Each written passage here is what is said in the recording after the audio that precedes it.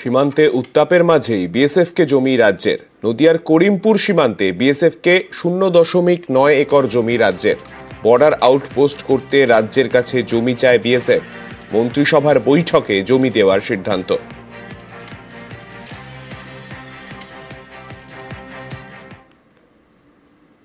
অপহরণ, বাল্যবিবাহ থেকে যৌন নির্যাতন, বাংলাদেশে রোহিঙ্গা ক্যাম্পে দুর্বিষহ জীবন।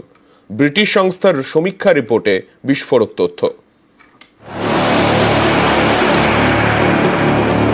ছোট ছোট ঝুপড়ি, এগুলি বাংলাদেশে রোহিঙ্গা শরণার্থী শিবির। মায়ানমার গৃহযুদ্ধের চাপে দেশ ছাড়তে হয়েছে। দলে দলে রোহিঙ্গারা সীমান্ত পেরিয়ে ঘাঁটি গেড়েছে বাংলাদেশে। তাদের ঠিকানা শরণার্থী শিবির, কিন্তু সেখানেও এক ভয়াবহ জীবন। ইংল্যান্ডের সংস্থার সমীক্ষা রিপোর্টে বিস্ফোরক তথ্য। রিপোর্টে বলা হয়েছে, বাংলাদেশের রোহিঙ্গা ক্যাম্পে দিন দিন বাড়ছে লিঙ্গভিত্তিক নির্যাতন। মহিলাদের সফট টার্গেট করা হচ্ছে। অপহরণ, বাল্যবিবাহ, যৌন নির্যাতন, ধর্ষণ কিছুই বাদ যাচ্ছে না। অনেক সময় মহিলাদের জোর করে যৌনকর্মী হতে বাধ্য করা হচ্ছে। রোহিঙ্গাদের নিয়ে এই সমীক্ষা চালিয়েছে ইংল্যান্ডের সংস্থা অ্যাকসেপ্ট। বিশ্বের বিভিন্ন প্রান্তে সীমান্ত সমস্যা এবং এর ফলে তৈরি সংকটের জেরে যে সামাজিক প্রভাব, তাই নিয়ে এই সংস্থা সমীক্ষা চালায়। এই সংস্থা বাংলাদেশের রোহিঙ্গা ক্যাম্প নিয়েও সমীক্ষা করেছে। রোহিঙ্গাদের ঠিকানা ছিল মায়ানমারের রাখাইন প্রদেশ। সেই দেশে গৃহযুদ্ধ শুরু হলে রোহিঙ্গারা দেশ ছাড়তে বাধ্য হন, আশ্রয় খুঁজে পান বাংলাদেশে, কিন্তু তাতে রেহাই মেলেনি।